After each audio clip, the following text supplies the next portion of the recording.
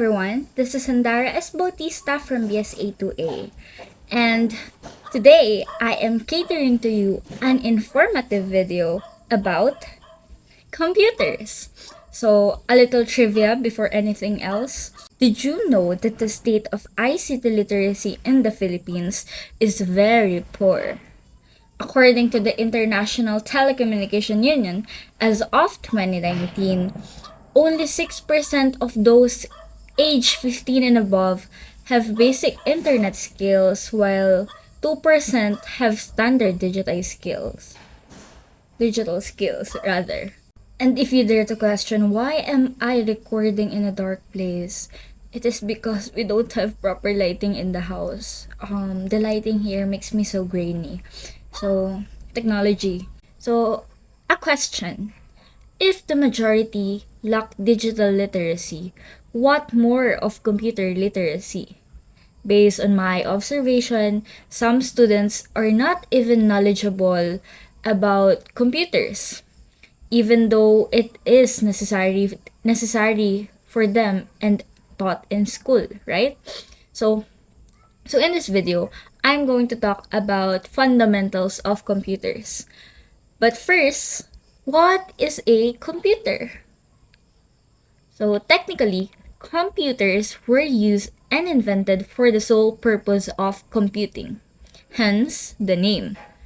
However, modernly speaking, computers ulit. However, modernly speaking, computers are electronic devices for storing and processing data. We typically use it for office work, making legal documents, gaming, and whatnot. A standard computer setup consists of a monitor, a keyboard, a system unit, of course, or speaker or headset. Okay, so let me show you the things that I've mentioned. So this is my monitor. Do you see that on screen? It's black also. My background is also black. So this is my monitor. Of course, it is not working now because technically it is still working, but I am not using it now because the one that is not working is my system unit. Wait, let me show you my system unit.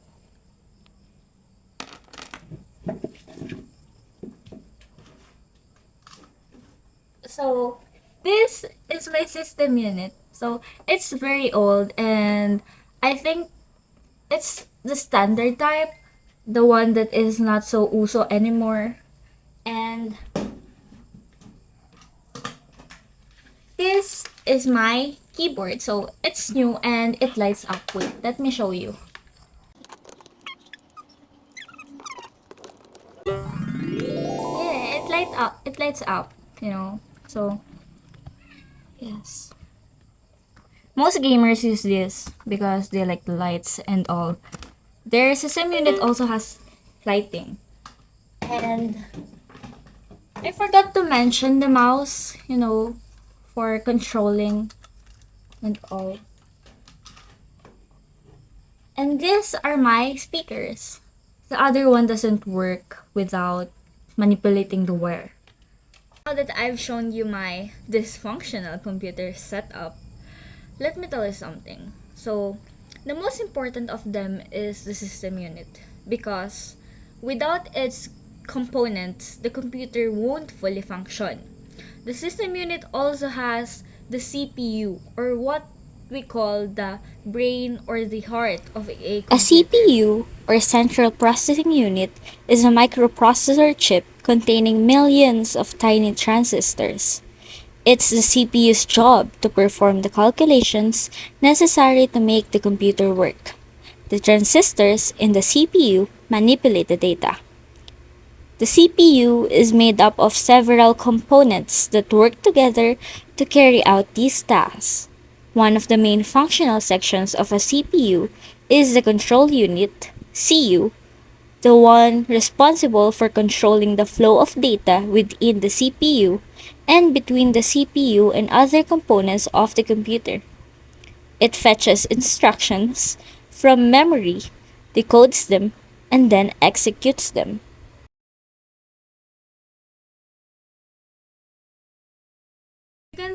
of a CPU as the decision maker. When we think of a computer, it is like us, humans.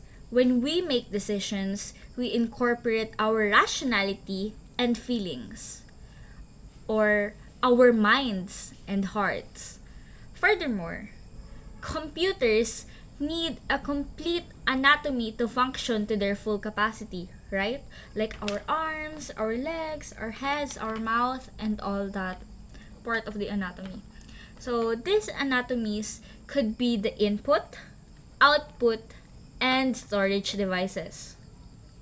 So what are these devices and saan ba natin sila nakikita? Alin sila sa mga An binanggit ko input kanina? device is any hardware that allows a human operator or other systems to interface with a computer. It receives data as input and provides it to a computer, as well as sends computer data to storage media as a storage output. The best example of an input device is a keyboard.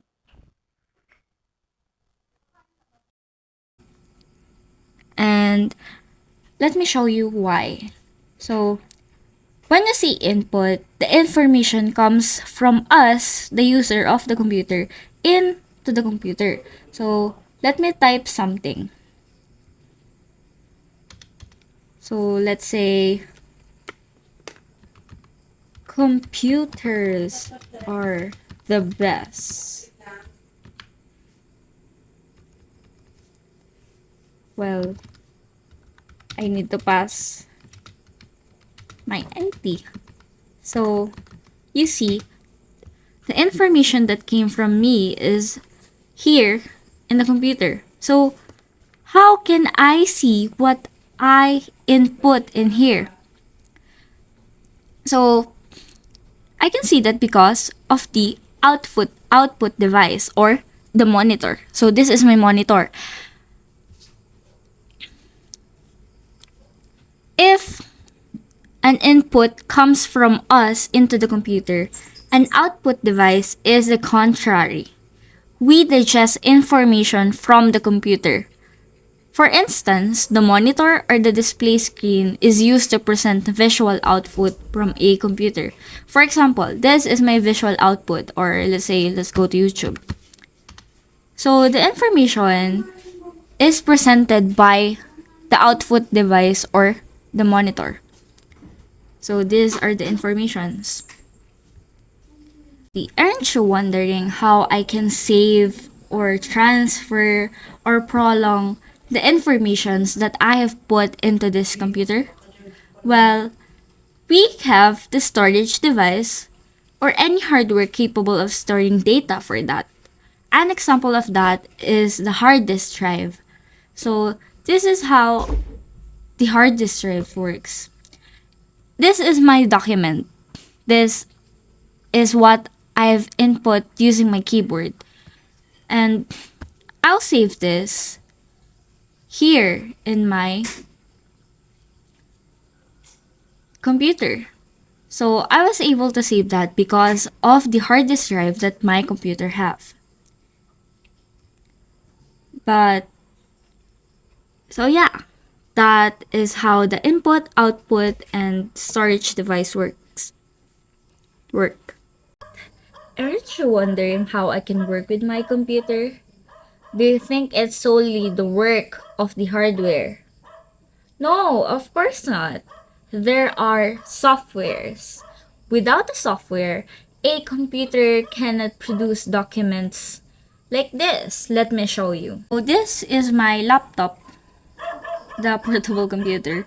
And well, these are its softwares like this: Spotify for music, Word for making documents, Google Chrome for my search engine, and another search engine is the Microsoft Edge, which I use more than the Google Chrome because of its I just like it more than the Chrome. And well, I have here some documents like that. So these are all possible because of the software. I cannot make these documents without the application software.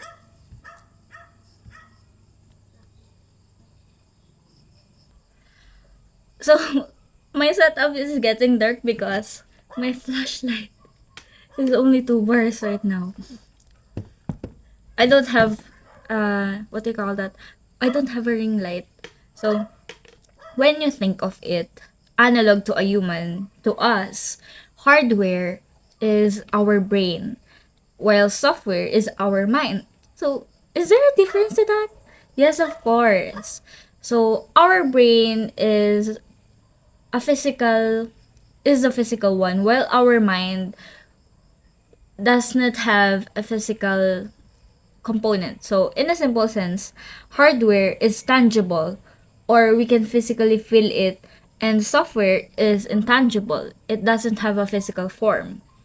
So,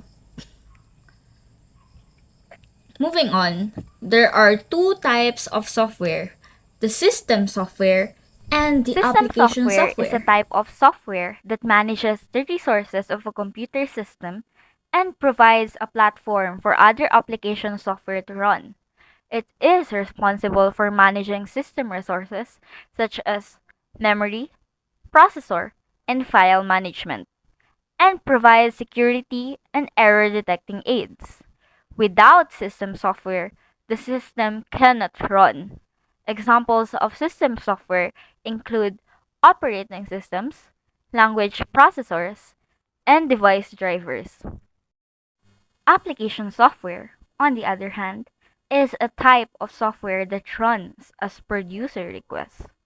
It is designed to fulfill the requirements of the user for performing a specific task. Examples of application software include information and data management, document exchange systems, visuals and video development, emails, text, messaging, audio, and video conferencing, accounting, finance, and payroll management, and resource management.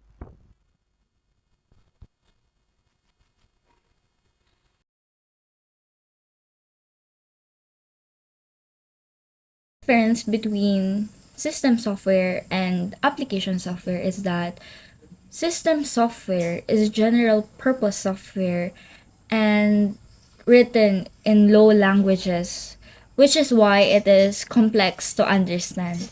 While application software is a specific purpose software that is written in high level languages and is easy to build. Let us further compare. Under the system software, we have the operating system. So the operating system, it says here, is a type of system software that manages a computer's hardware and software resources. It provides common services for computer programs. An OS acts as a link between the software and the hardware. Meanwhile, under the application, we have the Google Chrome, which won't work without the operating system. So that is all for my video. And again, this is Sandara S. Bautista. I hope you have learned something from me, at least a little bit. Thank you so much.